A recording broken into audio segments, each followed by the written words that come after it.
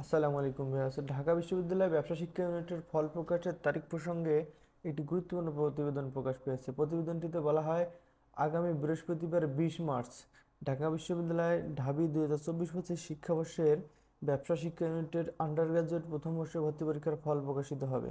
অর্থাৎ 20 মার্চ আগামী বৃহস্পতিবার প্রকাশিত হতে যাচ্ছে ঢাকা বিশ্ববিদ্যালয় 2024-25 শিক্ষাবর্ষের এবারের ভর্তি পরীক্ষার ফলাফল।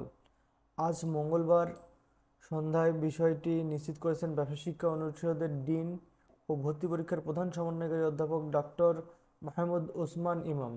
তিনি বলেন, আগামী 20 মার্চ ফল প্রকাশের জন্য উপাচার্যের নিকট মৌখিক অনুমোদন চাওয়া হয়েছিল। পরে ওই দিনই সম্মতি জ্ঞাপন করেন।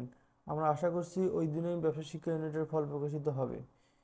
এর আগে গত 8 ফেব্রুয়ারি এ ইউনিটের ভর্তি পরীক্ষা অনুষ্ঠিত হয়। এতে প্রায় 41,000 ভর্তি ইচ্ছুক শিক্ষার্থী পরীক্ষায় অংশ নেন। এবার ব্যবসা শিক্ষা ইউনিটে 1,050টি আসন রয়েছে।